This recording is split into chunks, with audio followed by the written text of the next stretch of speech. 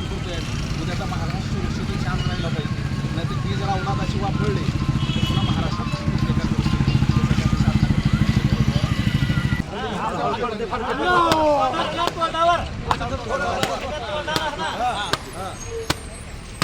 फाशी द्या, फाशी द्या, वाल्मिकांना फाशी द्या, फाशी द्या, फाशी द्या, वाल्मिकांना वाल्मीकरण मुर्दाबाद, वाल्मीकरण मुर्दाबाद, फाशी द्या, फाशी द्या, वाल्मिकांना फाशी द्या, फाशी द्या, फाशी द्या, वाल्मिकांना फाशी द्या, फाशी द्या, फाशी द्या, वाल्मिकांना फाशी द्या, फाशी द्या.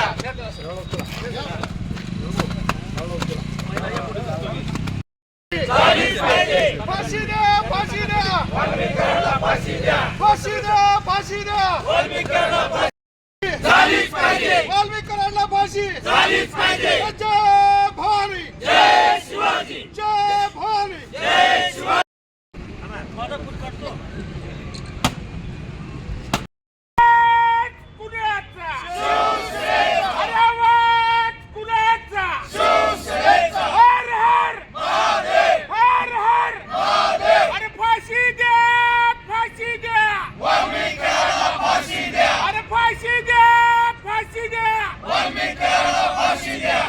फाशी द्या, जय भवानी, जय शिवाजी, जय भवानी. जय शिवाजी, आवाज जय शिवाजी, जय भवानी, जय शिवाजी, छत्रपती शिवाजी महाराज.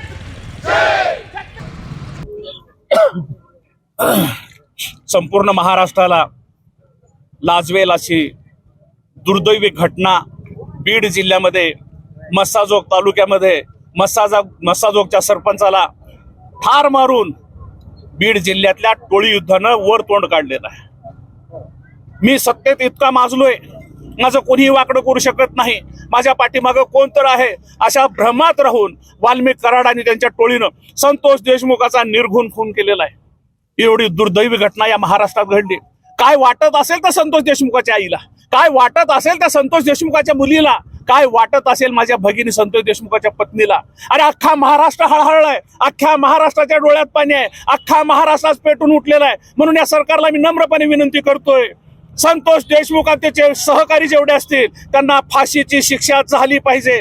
जलद गती कोर्टामध्ये खटला चालून लवकरात लवकर निर्णय देऊन वाल्मिक कराड यांच्या सर्व सहकार्याला फाशी झाली पाहिजे. हे जर हरामखोर सुटले तर ज्या पद्धतीनं आज आम्ही फाशी देण्याचा कार्यक्रम लातूर जिल्हा शिवसेनेच्या वतीनं रास्ता रोको करून केलेला आहे, याच पद्धतीनं सुटलेले आरोपी जर बाहेर कुठे दिसतील तिथं लोक ठेचून मारतील, दिसतील तिथं फाशी देतील. यासाठी कायदा आणि सुव्यवस्थेचा प्रश्न निर्माण होऊ द्यायचा नसेल तर सरकारनं त्वरित आणि लवकरात लवकर या हरामखोर वाल्मिक कराडांच्या टोळीला, संपूर्ण टोळीला फाशी झाली पाहिजे.